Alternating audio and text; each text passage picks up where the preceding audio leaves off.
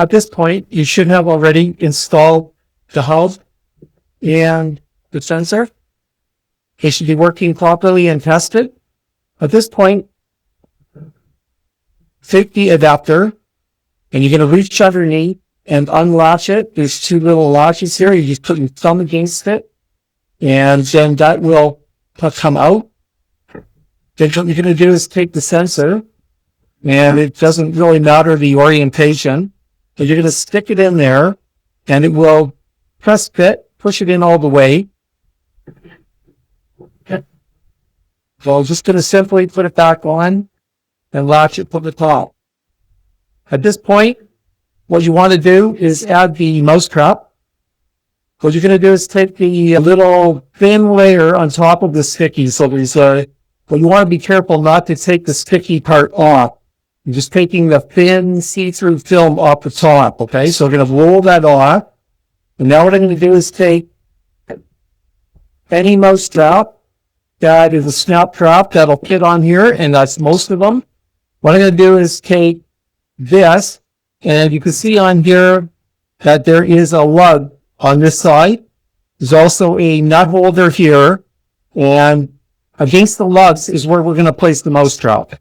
The mousetrap opens here and the mouse comes in here, okay? So what we're going to do is take that, and we're going to carefully take the lugs. We're going to set this down so it's right in between the two rails and against the lug. We're going to set it carefully, and then we're going to lay it into place, and then we're going to push on it at least 10 seconds until the adhesive has stuck to the trap very well.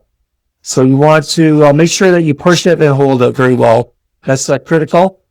What happens after this is that when the mouse comes into the trap will snap, and this will sense that the trap has been snapped. At that point, it will notify the hub, and the hub will send the communication, whether it's the talking, speaking, that there's a mouse in the trap, that sort of thing. You can also have it email you. You can have it on your app. It will notify you through the notifications. You can also send an SMS with the configuration. So that's what we're going to be looking at now. Just going to come in a little bit, enough a little bit. My drone's floating around here a bit. So at this point, you should be able to test the system by flipping the trap, and you can put a little stick in here, pretend that is a mouse. Flip the trap, and then what you're going to do is once that has fired, you should see your signals on your phone, that sort of thing, as we have tested in the previous video. If you haven't seen the previous video yet, go back to it, because it will teach you how to set the hub up and how to add into the app. So you're going to install the app, you're going to add the hub, you're going to add the sensor. The sensor's in here now. Once they are tested, then you're ready to do this step, which is to put the trap and the sensor onto the adapter.